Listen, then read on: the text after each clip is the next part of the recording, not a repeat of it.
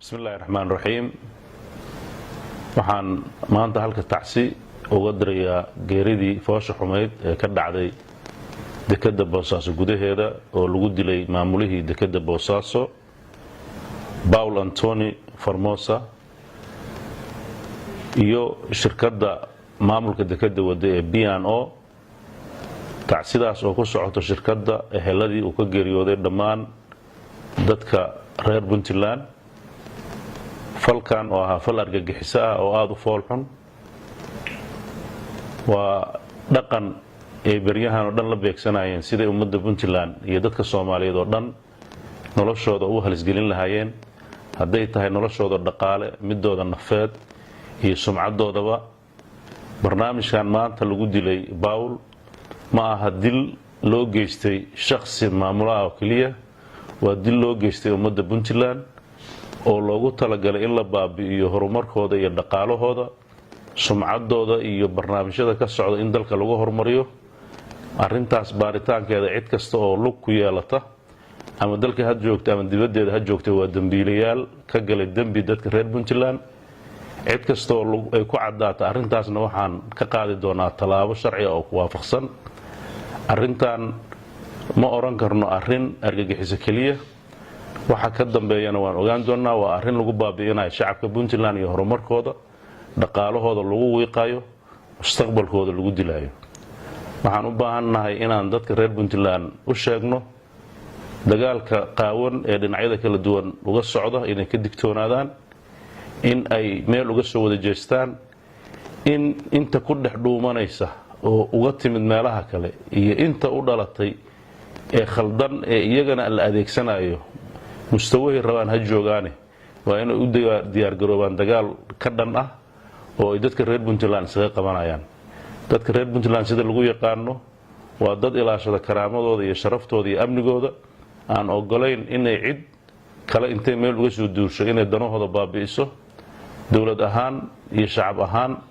waxaan diyaar u nahay inaan gacan adag isaga qabanno cid kasta oo jecel inay mustaqbalkeena ay wax u dhinto waxaan cadeynayaa anoo magac dawladda ku hadlaya in dadka argagixisada iyo inta la shaqeyso oo dhan ay heli doonaan caqaab ay mutaysteen oo adag oo aan naxariis lahayn waxaan farayaa dhammaan ciidamada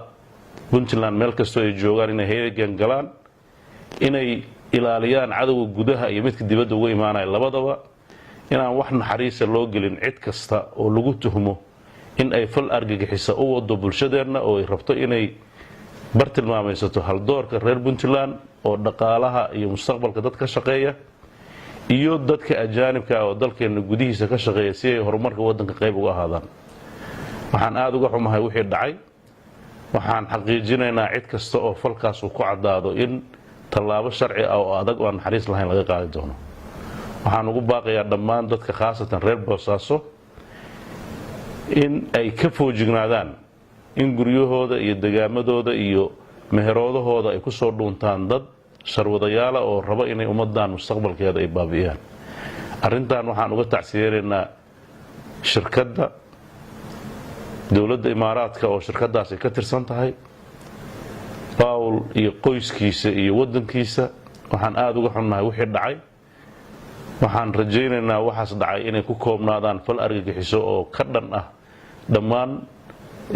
ummadaha adduunka oo meel kasta ka dhacay inuu la mid yahay inay Puntland raalli ka ahayn inay aad uga xun tahay inay meel uga soo wada jeestaan bulshada caalamka iyo Soomaaliduba sidii la isaga qaban lahaa dadkan xaq jirka ah ee doonaya inay deganaanshaha adduunka khaasatan gobolkan aan ku noolnahay ay waxyeelayaan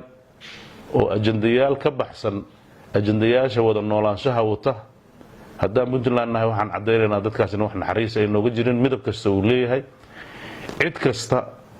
oo dhexmaraana ay la mid yihiin ninkii isiraahda ka dhex ganacso oo guri ka kiree ama wax u fududee ama hunguri u geeyo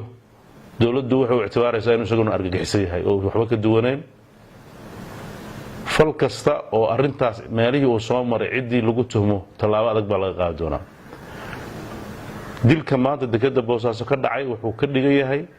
dil lalo bartilmaameystay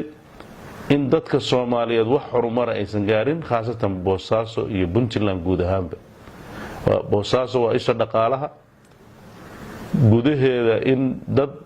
marti u ah dalkeena in lagu dilana waxay u keenaysaa sumcad xumo iyo dhaawac weyn oo ay kalifayso in cid kasta oo nolol u soo dooran lahayd ama horumar ka sameyn lahayd ay ka tagto taasna waxay dhaawac ku tahay dawladnimadeena iyo bulshadeena dadka reer Puntland waxaan ugu baaqayaa inay amniga ka shaqeeyaan inay wadajir ka shaqeeyaan inay dadka sharwadayaasha ku soo dhuumanaya ee meel uga soo wadajeestaan ciidamada qeybahooda kala duwan iyo meelaha habaca ka dhacay ee dadka faldambiyeedka sameynaya ay mareenna waxaan rajaynaynaa inaan tallaabo ka qaadi doono waxaan dhammaan maamulada gobolada iyo kuwa degmooyinka iyo saldhigyada madaxdooda iyo cid kastoo laamaha amniga ka shaqeysa farina meel kasta ay joogaan inay feejignaan dheeraada muujiyaan u diyaar garoobaan in ay wax kasta oo ummadooda lidi ku ah ay qabtaan haddaan dowladnahayna ilaahay idankiisa ahmiyadda ugu horeysa xoogii waxaan saari doonaa sidaan amnigana u sugi lahayn argagixisadana u ciribtiri lahayn